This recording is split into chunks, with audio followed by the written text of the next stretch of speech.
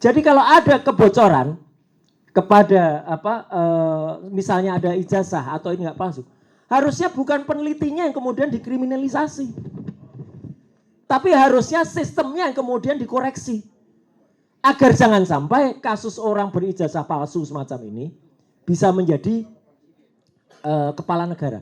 Sesuatu yang terjadi lebih parah itu terjadi pada wakil presiden kita. Jangankan ijazahnya palsu, dia nggak punya ijazah sama sekali dan melampaui, nggak punya strata pendidikan yang namanya SMA. Jangan mencontoh seorang yang palsu ini. Ini bagian terakhir, Mas Adi. Sebelum saya sebelum. Ini adalah seorang yang yang dikenal dengan nama al ijazah al palsu.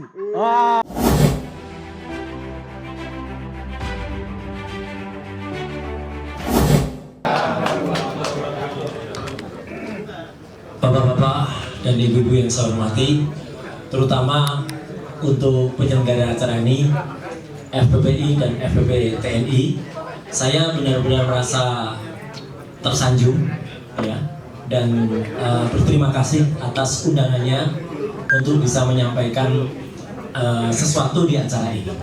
Jadi saya ingin sekali menyampaikan ucapan terima kasih saya sebesar-besarnya kepada bapak-bapak dan ibu-ibu yang mohon maaf tidak bisa saya sebut satu persatu karena saking luar biasanya bapak-bapak dan ibu-ibu semua, atas supportnya, atas dukungannya, dan atas doanya yang luar biasa. Ya, sampai hari ini saya masih bisa berdiri di sini menyampaikan sesuatu ke depan bapak-bapak senior sekalian, baik itu para jenderal, laksamana, kemudian juga marskal, dan juga tadi ada Pak Ugro dari kepolisian, ya, yang ikut juga di acara ini.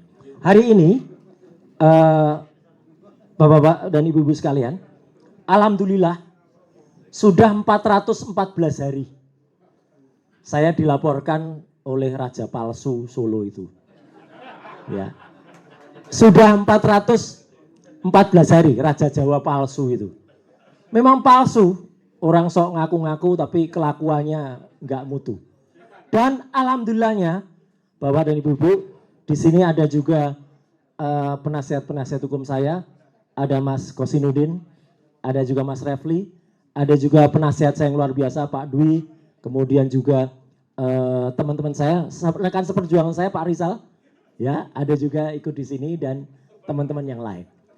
Jadi, Bapak Ibu biar clear, hari ini sudah H+16 dari kabar yang kabarnya kami semua P21.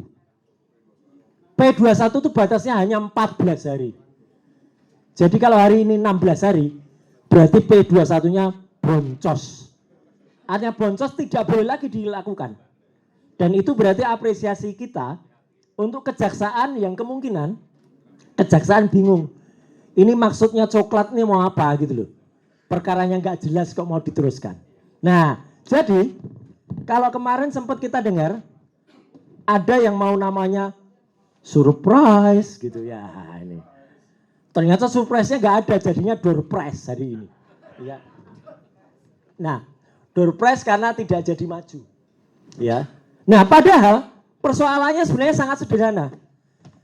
Kenapa hanya mengurusi sebuah ijazah saja, yang selembar ini aja susahnya bukan main. Padahal ini jelas palsu. 99,9% kalau kata saya, karena yang sisanya itu adalah kesempurnaan milik Allah Subhanahu wa taala. Jadi manusianya bisa dan apa Bapak dan Ibu yang ingin saya sampaikan. Kenapa persoalan ini tidak bisa diselesaikan padahal sudah ada contohnya? Izin Bapak dan Ibu. Saya akan mencontohkan sebuah persoalan yang dulu pernah ada juga di Republik ini. Dan itu menyangkut petinggi negara. Tapi persoalan itu bisa selesai dengan sangat baik dan luar biasa. Ini persoalannya.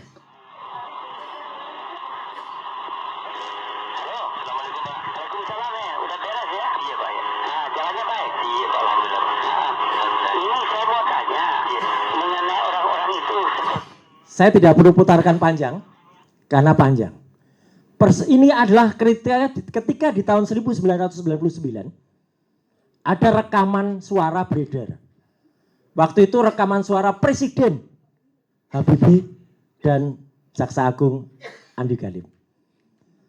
Dan saya dipanggil oleh Badan Intelijen ABRI waktu itu, dan hormat saya untuk Pak Tiasno Sudarto sebagai kepala BIA waktu itu.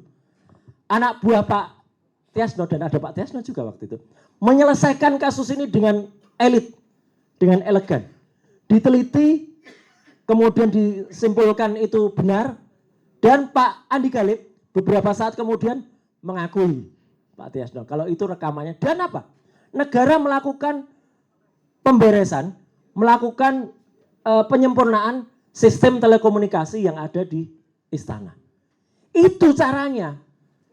Jadi kalau ada kebocoran kepada misalnya ada ijazah atau ini nggak palsu, harusnya bukan penelitinya yang kemudian dikriminalisasi, tapi harusnya sistemnya yang kemudian dikoreksi agar jangan sampai kasus orang berijazah palsu semacam ini bisa menjadi kepala negara. Dan sekarang yang terjadi adalah Bapak dan Ibu semua, sesuatu yang terjadi lebih parah itu terjadi pada wakil presiden kita. Jangankan ijazahnya palsu, dia nggak punya ijazah sama sekali, dan melampaui, nggak punya strata pendidikan yang namanya SMA. Saya sudah sampai ke UTS, University Technology of Sydney, untuk meneliti itu, dan jelas itu palsu. Artinya palsu itu nggak ada, sejarah pendidikannya palsu. Dan negara ini, artinya orang yang kemudian menjalankan perintah ini, kemudian malah melakukan kriminalisasi kepada Pak Rizal, kepada saya. Sampai dengan hari ini, yang tadi sudah dikatakan, sudah lebih dari 7 bulan kami statusnya cekal. Tadi saya sudah nyebut Pak Ugro, dan banyak sekali beliau itu juga menyampaikan masukan.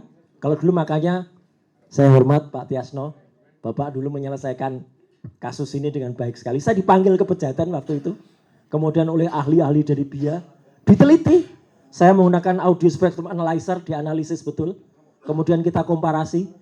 Kita waktu itu melakukan penelitian dan clear. Dan itu mungkin atas berkat itu alhamdulillah Pak Ugro hanya nggak sampai setahun ya. Pak Ugro maaf. Pak Tiasno nggak sampai setahun dia. Habis itu beliau menjadi kepala staf Angkatan Darat.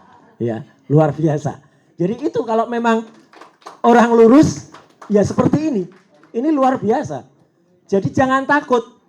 Dan itu pesan saya kepada para para pemegang jabatan sekarang. Jangan takut untuk berkata, katakan benar kalau itu memang benar. Nah, jadi saya waktunya tidak lama, tapi saya ingin menyampaikan bahwa insya Allah Bapak dan Ibu, dengan dukungan dan doa Bapak Ibu, kami kuat Bapak dan Ibu untuk melawan ini. Ya, Allahu Akbar. Ya.